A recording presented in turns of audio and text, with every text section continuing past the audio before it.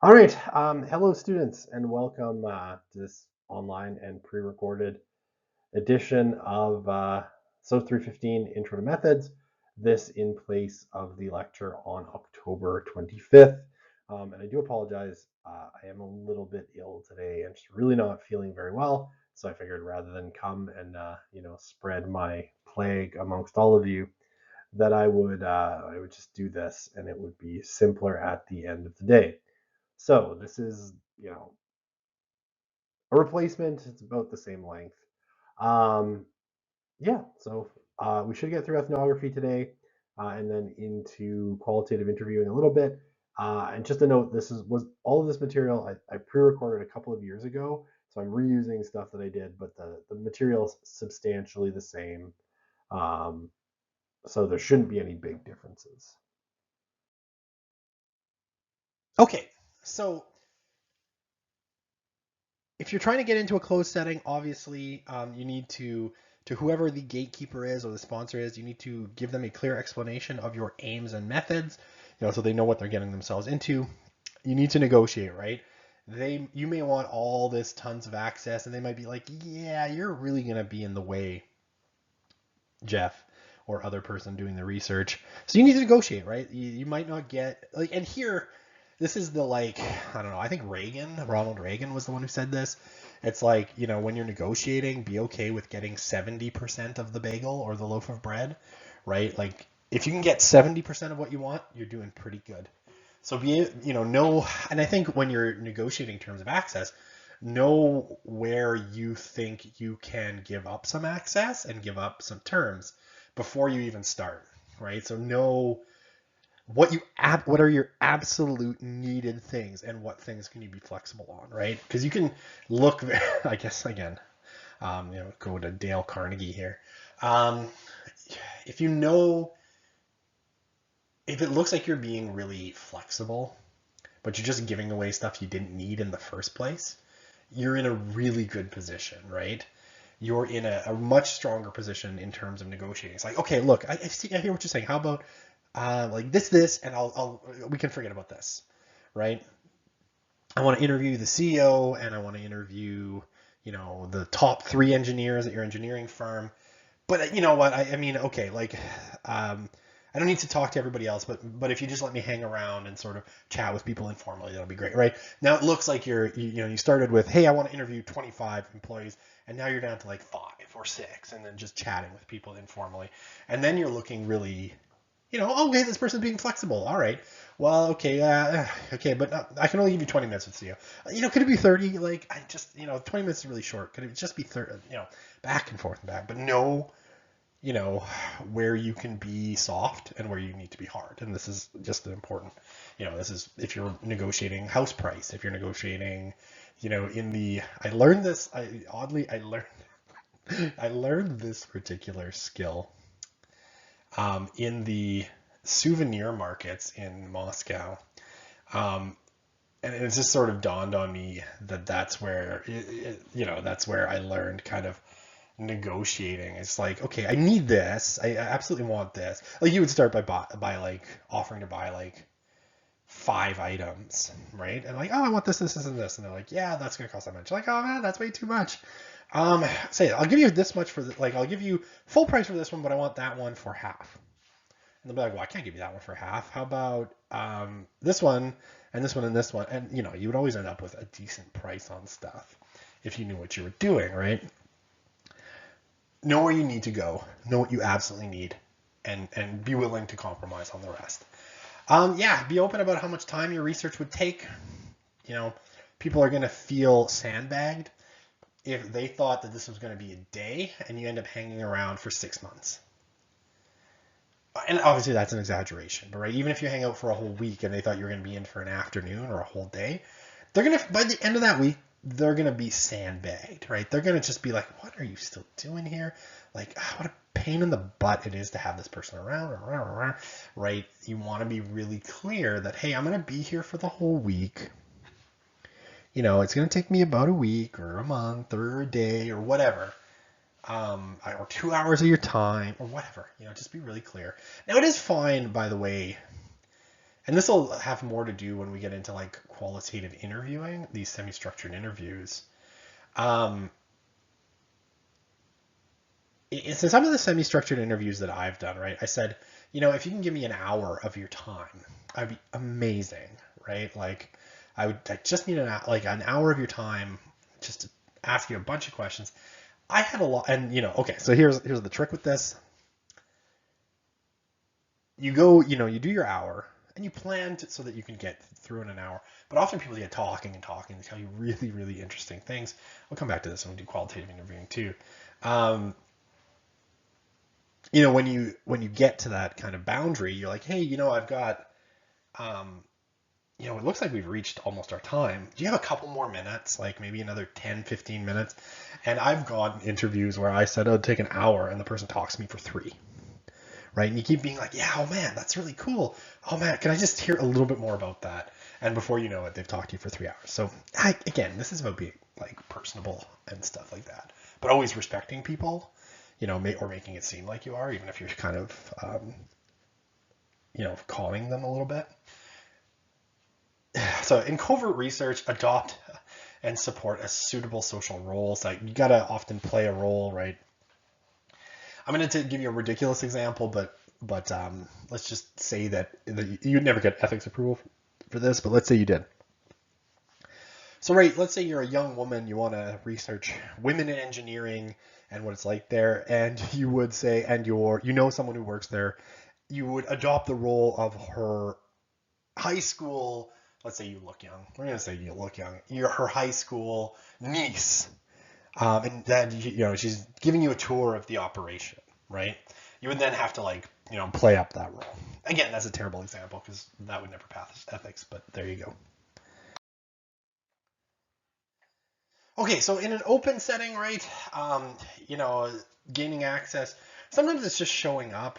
Often, you might need a gatekeeper to let you in if the or someone on side to help you talk to people potentially, even if you are observing in an open setting. Hanging around, right? If you're trying to gain people's trust or get people to talk to you, if you're just kind of there and you become sort of a fixture, I suppose that can be good. And people might trust you. But you know what? People don't often start to talk to you if they have no reason to do so, right? If they are not so sure about you and they don't know you, they just may not want to talk to you. So access in this sense, if you want to get a rich ethnography in an open setting, this can be really difficult because are people going to want to talk to you? Potentially not. Even if they see you all the time, they might just be like, yeah, I don't want to talk to you about any of that stuff. Ongoing access, can be problematic too. I mean, people just get sick of you being around, right? Especially if they feel like they have to, if they are presenting an image, right? If they're kind of doing something artificial, they're gonna get real tired of you hanging around. I guarantee. People, will get suspicious of your motives, right? They'll start to ask what you're really after, what's going on. Even in an open setting, like you hanging around all the time, people may not like that you're there. And depending on the circumstances, that can be either troubling or even dangerous, right? Because people may get their backs up at you if you're studying something like crime or gang violence or a particular community that's very tightly knit, right? You can find yourself in situations where you're I don't know if you'd be in physical danger. You might be, but where you might find people being very aggressive. Group member people will start to feel like they're being watched, and it's never a comfortable feeling. They'll be worried that what they say might, get back to other people, or that you might make them look bad. And then they might actually choose to or decide to mess up your research or make life really difficult. Or halfway through the project, be like, "Yeah, you're done. Get out of here." Right? Like I'm done. We're done having you around. It's been fun, but you know, uh, get lost. So that stuff can happen. And again, some of this can be mitigated by just, kind of being open and honest. And sometimes by just being like a mensch, right? Just be really kind to people. If you're really, really, really likable, it can go a long way. People do tend, at the end of the day, to treat people better that they really like, and they're going to be less suspicious of your motives if they really like you. So I would say, if you can be a mensch, be a mensch. Okay, yeah, so oddly, this was in the textbook right after the part that I had just read. Okay, so to maintain your access, right, play up your credentials, right? Oh, I have a PhD in sociology, so people will respect you. Like I was saying on the last slide, be a mensch, right? Like, be kind to people. Don't give people a reason to dislike you. Don't be a jerk. Don't be obnoxious. Don't be intrusive. Maybe it involves, being the one who supplies them with coffee. Maybe it involves, doing nice things for them. Like halfway through your week at the engineering firm, you splurge and you send out for lunch for the whole office. So actually, I think it's, I would actually say, I don't think this is strong enough, to be honest. Do not give people a reason to dislike you. Give people a reason to like you. Full stop. Right? Don't be awkward. Be cool. Give people a reason to like you. And guess what? They'll like you. And then they're going to be like, oh, yeah, that guy's kind of cool. Yeah, it's been fun having him around. Right? Okay. Enough of that. I talked way too much about that. Be kind. Be cool. Give people a reason to like you. You'll go a long way in life in general. Play a role. Right? So, do have a kind of persona and construct a front. And mine is funny guy, kill him with kindness. I like it and it works for me. Have a plan for allaying people's suspicions, right? Have a little script for yourself. Like, you're going to be like, what's this study about again? Like, what are you even doing here? And it'll be like, oh, like, what I'm really just trying to understand is, like, what is it like to be a lady at this, a woman at this engineering firm, like, or in STEM in general, right? Like, I really, I really want, to better understand it so that we can work towards, just building a more inclusive society and whatever, that might be a little script, right? You have this ready so people aren't like, what are you doing here even? Like, what are you even talking about? And you're like, I am, don't want to be there. Okay, be prepared for tests of competence and credibility, right? People will sort of, especially aggressive people that are maybe suspicious of you, are going to poke at you a little bit, right? Like, what is this study even about? Like, are you even, like, qualified to do this? Like, what is sociology even about? Right? Like, why should you even talk to you? Like, why you don't know anything. Like, this is an engineering firm. You're just gonna write a bunch of trash, right? You guys are all communists anyway, right? So whatever. Trust me, I've heard it all. I'll say this, right? One thing that I sort of wasn't prepared for at all is that in very, very religious communities, um, me being a PhD sociologist was really a detriment. Um, People treated that qualification with extreme suspicion because they assume that all sociologists are anti-religious communists who are trying to destroy religion, right? Like, that was honestly, like, broadly speaking, the assumption that everyone was making about me. I was like, oh, this person's doing research, and there was like a hostility, spikes up right away. In that case, what I had to do was sort of prove my my bona fides, or my goodwill as a person who grew up Catholic. This was in a Catholic setting.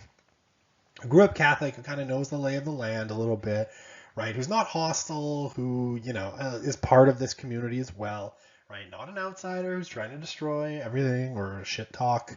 The Catholic Church, right? It was very much like, oh, you're a sociologist. I heard y'all are communists. Okay, no, I mean, not so much. And, here's, I have a coffee, grab some snacks. Oh, by the way, here's who I am, and here's what I'm doing, and this is my background, and, this is why I was selected to do this project by the funder, and all that stuff, right? Okay, easy to do, but do be ready for it, because, people are going to poke at you a little bit. And, okay, I mean, can I say, I'm just going to give you an example, because I'm chatty today, apparently. On the other side of that same project, right, I was dealing in one set of focus groups with religious people who were suspicious of me as a sociologist. I was dealing with another set of people who were all non-religious, who were suspicious of me for potentially being too religious. And there I had to sort of play up the sociology, right? I had to be like, well, okay, I'm doing this research project, but I am sort of a trained sociologist. I work here in the university. I teach over in the Department of Sociology, as well as here at St. Joseph's College, where I was working at the time, as a researcher in residence. But, that's something I was brought in to do this project, but based mostly on my qualifications as a sociologist. And, the funder they don't tell me what to do. They just give me the money and I do the project and I give them the results. But I'm doing this like a sociological study because I'm a sociologist, right? So you have to be, I don't know, occasionally nimble and ready to adapt to that sort of stuff. Yeah, be adaptable to changing circumstances in the research setting, right? Don't let stuff, I almost said a bad word. Don't let stuff get to you. And if things go sideways on you, and this happens all the time. I had 4 focus groups on one day, or sorry, 2 focus groups on one day, 2 focus groups on another day. And the last focus group I did, it was like I had 10 participants booked. 5 of them actually bothered to show up. Others just didn't email or just decided not to come. And so, that was dismal. But you can't let that stuff get you down. We had some issues with the funding agency. We had some issues with some of the groups that we thought were going to distribute our survey and didn't, and we had to go back and adapt, right? And to keep access, we had to play ball. We had to play ball. We had to adapt really quickly. I had a great boss at the time, which really helped because he had my back and sort of let me play different scenarios and that stuff. But you got to be adaptable at the end of the day. All right, that'll be it for this one. Okay, a lot of times when you're doing ethnography, you might rely on what's called a key informant, right? And key informants basically are people within a group or a kind of setting who are really knowledgeable, right? Might be able to tell you lots of things, right? They've been in a privileged position and who are willing to cooperate. And it's often the cooperation part that's the more important of these things, right? So what are the drawbacks of using them? I mean, you might get into a situation where, as a researcher, because they're willing to participate, you might give them too much voice, right? You might rely on their account too much and not, treat it critically. You might just kind of over rely on it. And you might ignore and not work on building relationships with other people that are within the group. All right, so what roles can ethnographers take on? Well, you can do complete participation, right? So this is my example of, right, I dress up as a cat named Snowball to, basically be amongst the furries. So you adopt a secret role in the group. You get really close to participants in this way, but you risk one of two things: over-identification, right, where you start to feel like you're actually part of the group and therefore potentially lose your objectivity, or a strong dislike of participants because you're getting involved, emotions start to get in the way, no one can be totally objective, and either way this can skew your data. You can also take on the role of participant as observer, where basically you adopt a role in the group, but people know who you are. They know that you're doing research. So I am the researcher Snowball, the cat, the furry. Maybe I wear a lab coat when I'm in my cat costume. I don't know. And so participants are aware of who you are, and obviously this risks people changing their behavior. It risks reactivity. Observer as participant. So basically, you observe and interview from the edges of the group. You're kind of around the group, but not participating. And this again, if people know they're being watched, they may change their behavior. And because you're now on the outside of the group, you may not get a great read on what's going on. You can also take on the role of the complete observer, right? You don't engage in the participants at all. You just watch. They may or may not be aware that you're there. Probably not. You don't risk reactivity, but you have limited information. You don't talk to the participants, so you don't really have any way of getting inside what any of their interactions mean. And here on this slide, we just have, kind of a scale, right? You can see total involvement, you're a complete participant; total detachment, you're a complete observer; and the positions in the middle. So some research, obviously, you need to be in an active role in order to maintain credibility in the minds of people studied. If you're too much of an outsider, this can actually turn people off. Okay, now this obviously can have, lots of implications depending on the kind of research that you are doing, right? Say you're studying crime, you might actually be putting yourself in danger by participating, right? By being, having a more active role, you might actually put yourself into situations that could potentially put you in danger. And it might also have ethical implications, depending on, if you're putting any other people in danger by your participation, and so, it can be tricky in this way. Easier if you're a journalist, I think, than a researcher, because you will have to clear research ethics. Field notes are really, really important to the process of ethnographic research, because what you want to do in field notes generally is record your reflections on what just happened almost immediately as soon as you can, right? So let's say I'm at the, furry convention in Atlanta, and I'm in my suit as Snowball, and I'm observing, you know,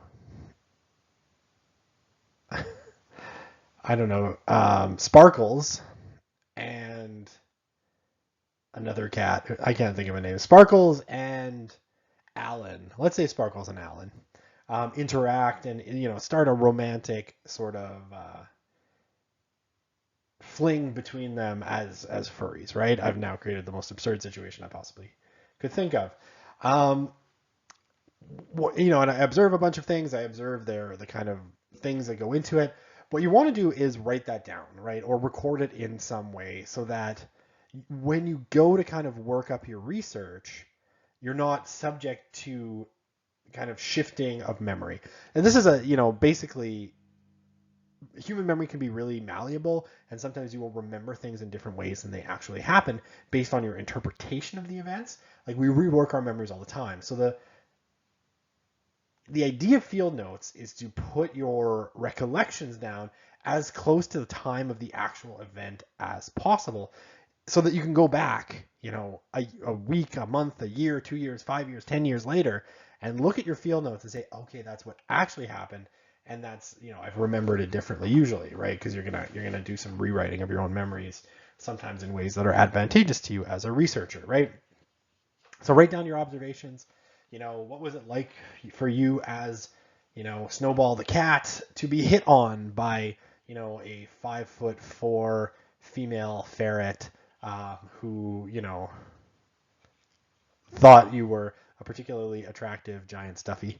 What was that like? What, as you were doing your participant observation, what was it like to go through that and to negotiate a romantic relationship with another furry, right? Or how did they do it? Um, so lots of ways to do this, obviously. Using an audio recorder, right? If you can record the whole interaction, that can be good. A lot of transcription to get that down. Like I've said before, transcription services can help with this. If you write that into your ethics proposal at the beginning that you're going to use them. Photography and video, you might be able to use that in some settings. But in a lot of cases, right, you won't have access to all of that. So you just have to sort of go with it and write your field notes at the end of the day, right? And Kit Kat, the 5'4" female ferret that was hitting on you and trying to seduce you into bed, as a furry, you just kind of have to navigate that and write down what happened. Okay, a couple kinds of field notes that we can talk about, right? So mental notes, right? Let's say because I'm wearing big Snowball furry mittens, I can't actually write down my field notes about being seduced by a 5'4" ferret. So I make mental notes of what I want to remember, and then you should write them down fully later. Jotted notes, right? If you are in a different kind of situation than the absurd one that I've been describing now for the entire course, um, you jot down some notes, in a notebook or something. You can use a recorder if you want, and just kind of talk them really quickly. And then, the idea is that you fill them out later. And then your full field notes, right? This is what you typically would do at the end of the day of a day of research. You write detailed notes as to what was seen, heard, and reflections on the situation. So, includes comments on possible reactivity, right? So after, whatever situation it is, I should probably drop the furry one because it's kind of becoming awkward, but it amuses me to continue up with it. Um, so let's say like after, you're done with your day of hanging out at the Atlanta Furry Convention, you head back to your hotel room and you write up, the notes of everything that you remembered. You take your mental notes and your jotted notes and you just kind of fill out the details. As much as you can put, right? As much as you can fit in is always handy in this kind of situation. Again, so that you can refer to them later on. All right, so analytical memos would basically be like, apart from your field notes, right? Your field notes are just a description of what happened. Your analytical memos might be sort of your initial interpretation of what the events meant, right? So, I'm after having, been seduced by, I forget the name I gave her, the 5'4" ferret. You might write an analytical memo saying that the furry culture, seems to correspond with a high degree of sexual liberation because they seem to feel free to approach people at random, looking for a romantic or intimate encounter. Okay, I mean, that is an absurd example because I just want to stick with the absurd. Apparently, that's where my brain's at today. Yeah, so I mean, you should keep this separate from your actual field notes so that when you're reading your field notes again, you might potentially come to another conclusion, but it can be like your initial take on what you've observed. Okay, so visual ethnography is a type of ethnography that, broadly speaking, produces visual images or visual materials, photos, pictures, films, or videos as a source of data, documents or illustrations of participants' stories. So basically, you're using principally visual materials in one of three ways. Um, as a memory aid, kind of like field notes, right? So you're taking a video of the furry convention so that you remember. Maybe I've embedded a camera in the eyeball thingy of my furry costume. A data source in their own right. Actually, that last one, to be honest, would be unethical because you're not asking people's consent to video them. A data source in their own right. So, right, you might draw on a recording of a particular event and study that recording. A prompt for discussion, right? You might show it to participants and get their take on it. I mean, they're basically, visual ethnography, you're not using kind of prior visual materials, you're producing visual materials for your research. Okay, so Pink, who's sort of one of the big voices in terms of developing an idea of visual ethnography, came up with the distinction between kind of two positions on visual materials role. The one is the realist approach. So right, when you take a video, that is a factual account of what happened. It is a window to the world. It's just like there's no disputing pictures, right? A picture is worth 1,000 words, and so it's a real representation of the world. Also, the reflexive approach. Okay, so the realist approach is actually the one that most people take, right? That images like this are actual reflections of the world. The reflexive approach basically looks at how researchers influence what the materials reveal, right? That everyone's interpretation is a little bit different and seeks to involve participants as well in interpreting visual materials.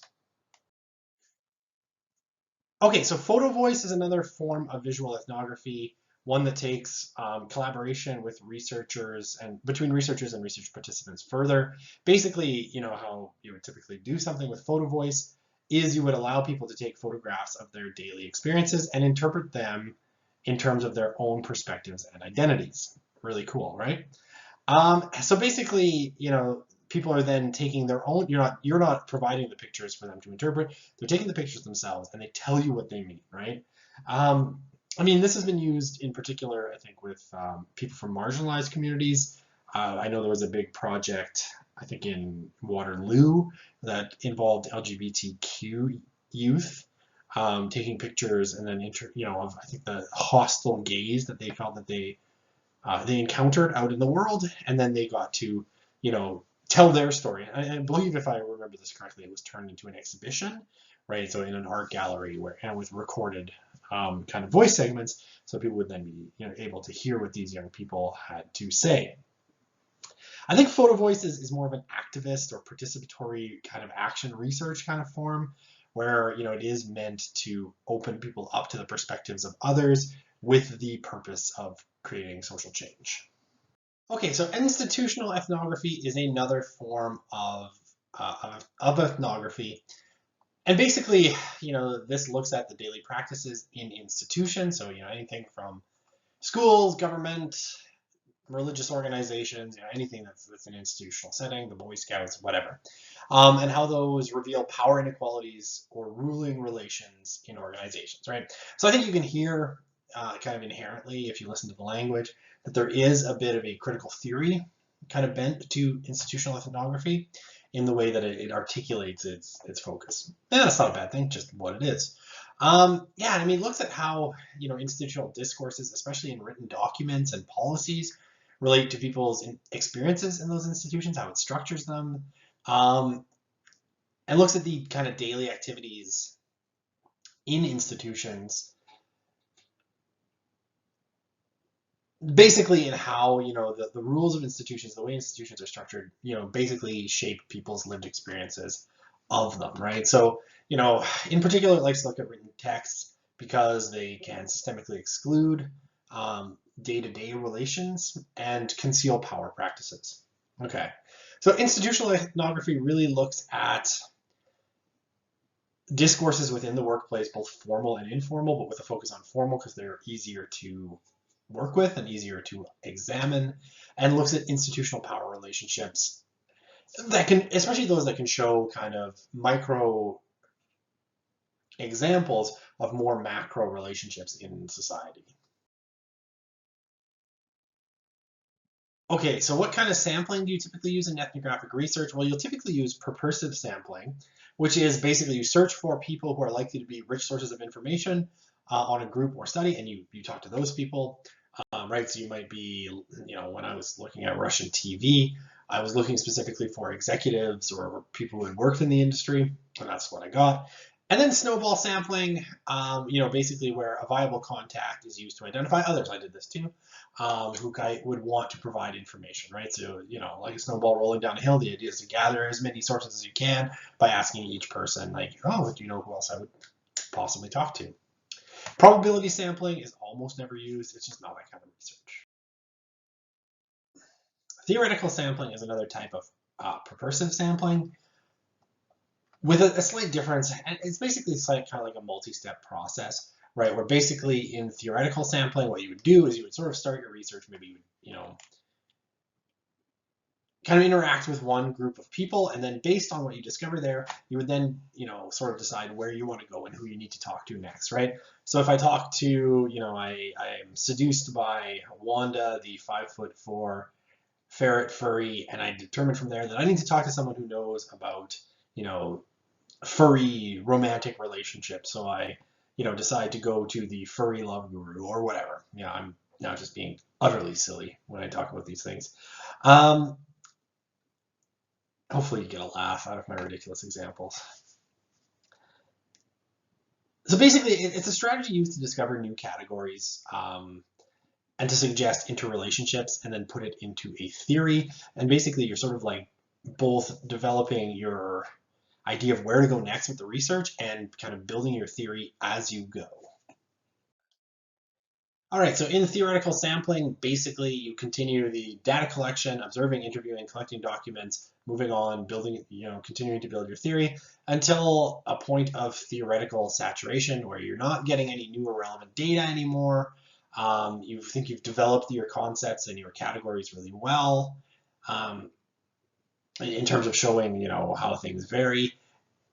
And you kind of have a good theoretical sense of how relationships amongst the different things you're thinking about, the concepts and categories are established. I mean, I've never, to be honest, really used theoretical sampling, so I'm a little bit fuzzy on it, I feel like, but that's kind of the basics. So how do you end ethnographic research? Well, there can be a bunch of practical and personal reasons to leave. You might be getting no new and interesting information, right? You're just kind of coming up with the same categories and ideas and concepts that you've come up with before, right? You've learned all there is to know about furries. You've experienced the love of a fine 5'4" ferret named Wanda.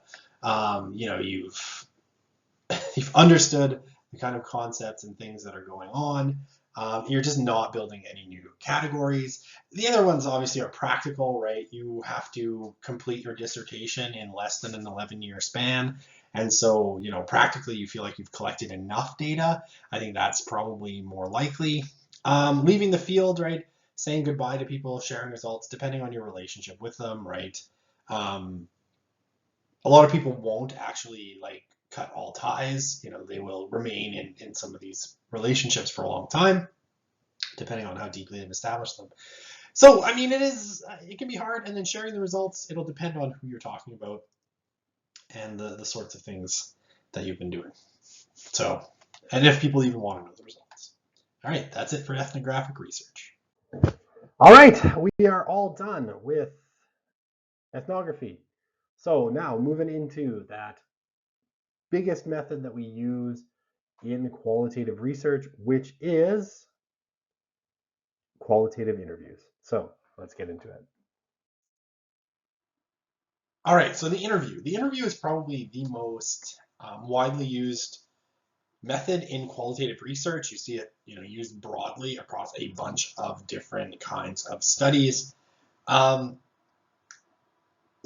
when you do an ethnography, generally you are doing a lot of interviewing along with that. So there's two big kinds.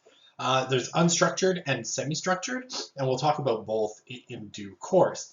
And interviews can be really wide-ranging, right? You can talk about life history, work history, oral histories, interviews, historical events, as reflected in people's lives, focus groups, talking to people about just about anything, right? Generally it's about things that they have experience on. It's not usually super useful to interview people on things they have no experience of, right? So you want to make it where their expertise is, and that can be their life experience, for example. So qualitative interviewing, broadly speaking, it's a lot less structured than the interviewing that we talked about when we were talking about quantitative research, right? Where you had sort of really set scripts that you wanted to follow. Qualitative interviewing, more often, you want it to be a little bit more conversational, a little bit more unstructured, and allowing it, in a sense, to be led by the person that you're interviewing, right? Now, of course, you want to be in control of the interview and making sure that you're asking good questions to probe and get the information that you want, right? There's no sense in doing interviews if you can't actually get at the information that you want at the end of the day. But you do want to kind of follow people down the pathways that they suggest and then probe those things, right? In a semi-structured interview, you'll have a fair list of things. In an unstructured interview, right, a very sparse list of questions you want to ask, and then you just kind of let the interview go where it will. Generally, you are asking people about their experiences, about things they know, like I said on the last slide.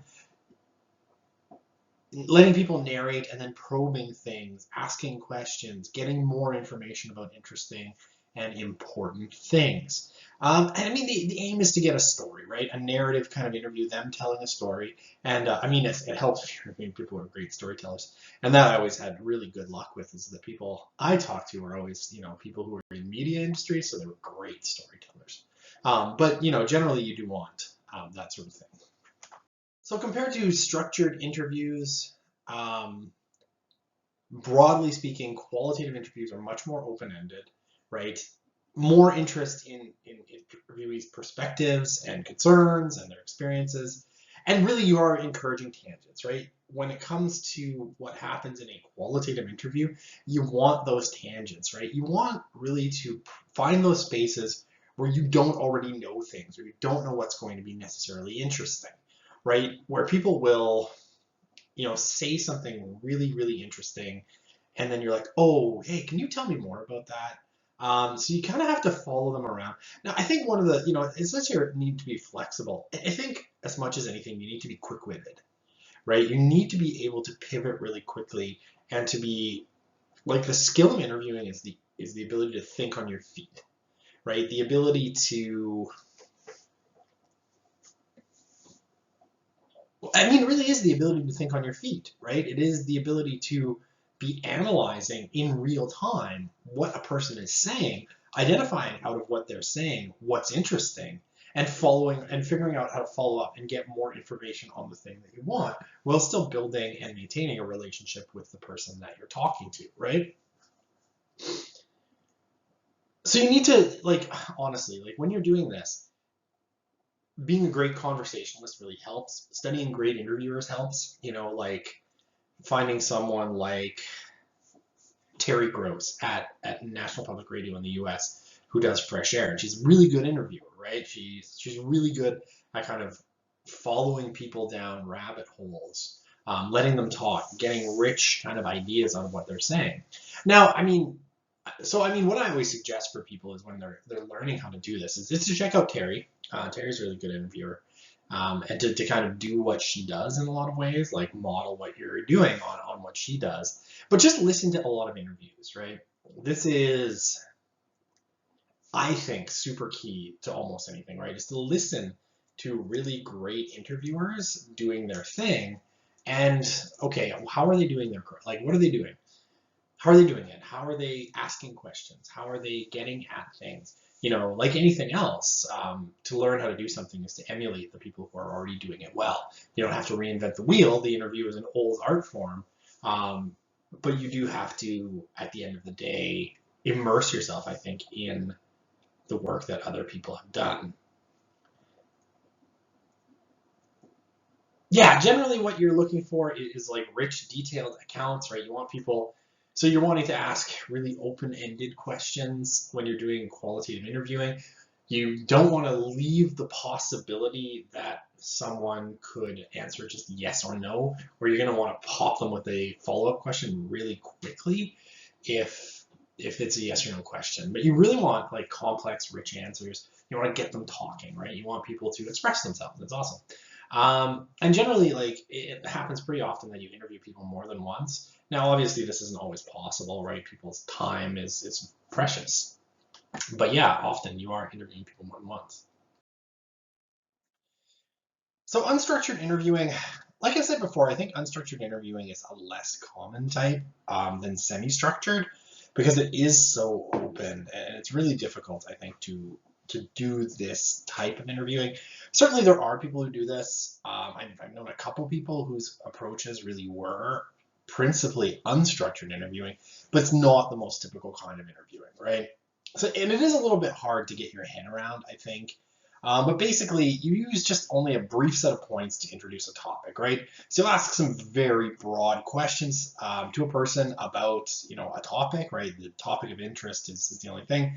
And you just kind of let them dictate things without asking them too many formal questions, right? You don't have an interview guide ready that has more than a few short questions. Yeah, so you start with a single broader question and just kind of follow it and keep probing and keep going back and forth.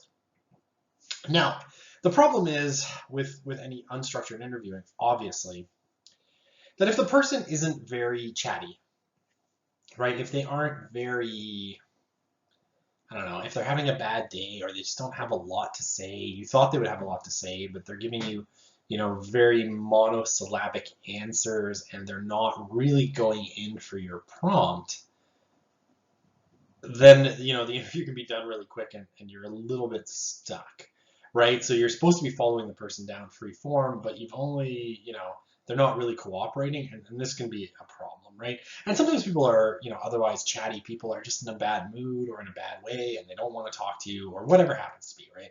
This kind of stuff happens. So it can be difficult, right? You can get stonewalled in an unstructured interview really quickly.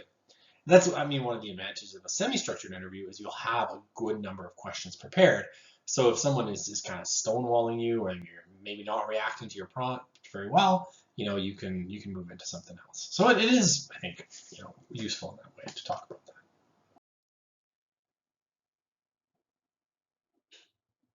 So in a semi-structured interview, right, you have a fair list of questions or topics that you want to cover with someone. So you're going to have a longer interview guide. I think when I've done interviews that are semi-structured, I usually have 2 or 3 pages of questions. And then I usually free-form the follow-ups. I don't have preset kind of follow-ups. for the most part. But other people I know do write, for each question, a series of what they think might be follow-up questions based on what they suspect the answers that the person gives might be.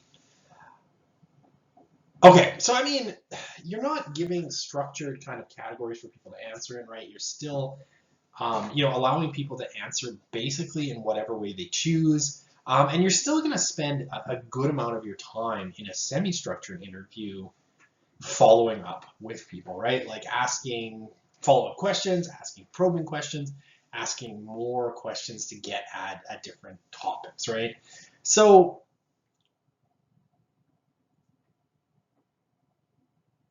at the end of the day, right, you'll have your interview guide, your 2-3 pages of questions. Now, what I've always found with this is that what ends up happening a lot of the time is your questions will come up very naturally, and you'll sort of ask them, you should know your interview guide before you go in, right?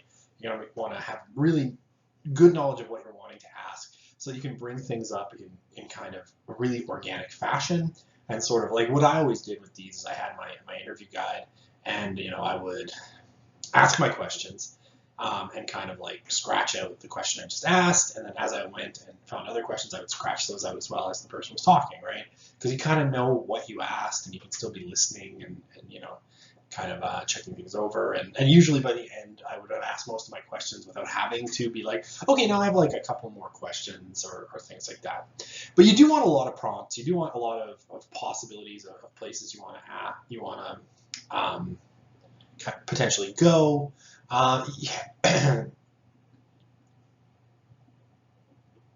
Yeah, you want to be flexible again because you want to be able to probe things. And sometimes people say very surprising things that you want to be able to kind of dig in on. And all of that is really normal. I mean, it's useful, when there's more than one interviewer, you want to make sure that you're getting similar kinds of questions to a lot of people, so you want a more kind of tailored guide. When there's several interviewees, right, so you might be doing a group or a focus group kind of interview, that's also useful. I kind of think having a bigger guide is really, really, really useful in general, right? I think, especially for inexperienced interviewers, you want to be as prepped as possible for the possibilities that you are going to maybe encounter a person who is not that into talking all the time, right? Who is actually kind of stonewalling you, or giving short answers, or you just need more avenues to keep the conversation going. Most people, like if you've gotten to the stage of interviewing them, are probably pretty interested in talking to you, but sometimes you do run into situations where you need a lot of prompts. Okay, so these are examples from the textbook. I did not write these. I don't think these are any good. Don't use questions like this. Why? Okay, let's critique this really quickly. Did you enjoy the art program? Yeah, I enjoyed the art program. Okay, that conversation just died. That's a yes or no question. I would ask, what did you enjoy about the art program, right? Like, okay, so here that has, what activities did you like? Why not just I would ask that question first. Like, oh, what did you enjoy about the art program? Oh, yeah. Let me tell you. I enjoyed like the macaroni crafts that we did. No, I don't know. I don't know why I'm doing that voice. Oh, what did you think of the instructors that you had for this? Did you like the instructors? Yeah. It's a bad question. These are bad questions. I don't know who wrote this garbage. These are bad questions. Don't use these. This is an example of what not to do. It's terrible. I don't know why the textbook would provide this. These guys they probably don't do a lot of interviews. I'm going to go with they're probably quantitative guys. And they're like, yeah, these are great questions. Do you have many friends / get along with others your age? Yeah. Terrible. Never ask a yes or no question, ever, in an unstructured or semi-structured interview. As you're reading your own guide, who wrote this garbage? As you're reading your own guide, if you see a question that could be answered yes or no, immediately change that question to something that could not. Even these probe questions are almost a bad word, are bad, right? Do you sometimes get into arguments with others your age? Yeah. What do you get into? What do you do when you get into arguments? That's not a bad question, right? But you want to ask questions that are much more open than this, right? These are kind of closed questions, actually, because you're sort of in they're yes or no answers, right? You could answer this with a yes or a no, and you're sort of inviting a monosyllabic person to just like give you a yeah or nay. Do you sometimes get into arguments with others your age? I think obviously most people do, right? But you would want to ask that in a more open way, like, so what do you do when you get into arguments with other people your age? Like, does that happen very often, do you think? I don't know. You gotta be clever about it. Have you been getting along with your parents? Yeah, I guess. Sure. Do you sometimes get into arguments with your parents? What about, like, you don't want to ask, like, how have you been getting along with your parents? I guess it sounds like a social worker asking a question, to be honest. Like, what's your relationship with your parents like? Tell me a little bit about your relationship with your parents. Do you get along better with your mom or your dad? Oh, what do you like about it? Like, these are bad questions. Do not use these as examples. If you do, you get a bad grade from me. Because these are just closed, right? Like, did you enjoy the art program? I know I did this one already. Yeah, I enjoyed it, sure. Well, that went nowhere. I know the probe question there is like, what? What did you enjoy about the art program? Yes, better question. You want to ask a lot of who, a lot of what, a lot of where, a lot of when, a lot of how questions.